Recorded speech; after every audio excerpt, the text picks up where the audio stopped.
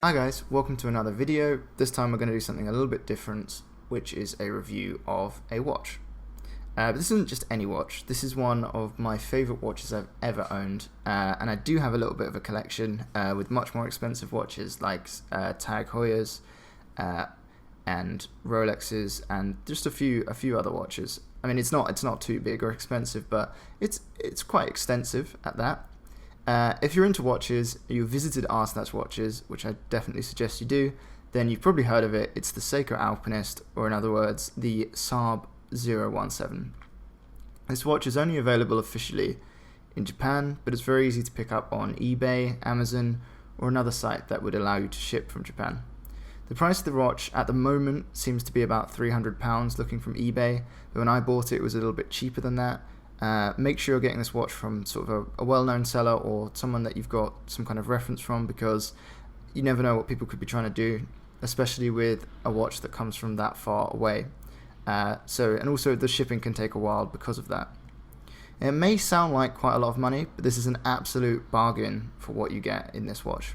So let's talk a bit about the features of the watch. The watch has a sapphire crystal, which is brilliant for a watch of this price. It's incredibly strong and is very resistant to scratches, and it just looks brilliant, and it just makes the watch feel all that more quality.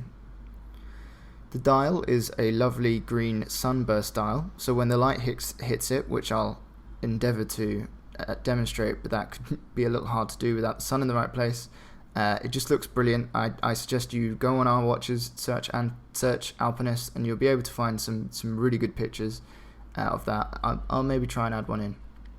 The green and gold looks brilliant. It's really versatile. The green and gold is quite classic and looks quite classy, which means you can dress the watch up with, say, a metal bracelet, or dress it down like I've done here with a leather bracelet. That just makes it look a little bit more casual and rugged. The case itself is excellent. It's curved, classic looking. It does lack some of the detail that a more expensive watch may have, but it just looks brilliant, and I think this kind of minimalist design of the case looks excellent. You have a crown here at the 3 o'clock position, the more traditional position, and it sports a Seiko S, which is quite a deep engraving and I think looks really good. It's a screw down crown because this watch is waterproof up to 20 bar, which is about 200 meters, which is really good. There's another crown crescent here at the 4 o'clock position, which is a bit more of a Seiko position, and this is where the watch becomes a bit more interesting and to me starts to become a bit more alive. So this turns this compass, which is located here around the bezel, which helps you use your watch and this in combination with the sun in order to tell which direction north is, so to use it as a compass. This can actually be done with any watch, and I'll flash a diagram up so that you can see how to do that. But this just makes the Alpinist a bit more unique, and it's where it actually gets its name from. This watch is designed with the Japanese mountaineers in mind, which was a bit of a tradition there, and it's a really unique feature that you really don't see on many watches, and it just looks brilliant, and people are surprised that your watch would do that. Okay, let's get into the movement. The movement is the 6R15, which is one of Seiko's more rugged movement, which allows hacking, hand winding, and has about a 50-hour power reserve, or at least in theory. In my experience, it's a bit more like 30 hours. This means also that the second hand sweeps, which is a bit classic to Seiko as well, instead of moving around the face in a jerky fashion. To me, I think this looks great. Again, it's one of those small details that makes me really like the watch. And if you can see it here, I just think it makes it look a bit more classy, and it's just exudes quality. Now, saying that, let's move on to the things that are slightly more negative, but not too bad for this watch. You guys have probably noticed that I'm not using the OEM strap that came with the watch, which I'm showing you here. This strap is a bit stiff. I don't really like the leather that much. I have worn it for a couple of weeks to try and get it into shape around my arm, but it's just not that comfortable, and I really don't like it. I suggest if you buy this watch, have budget for a better strap. What I'm using here is a Hirsch Mariner, which is a waterproof strap.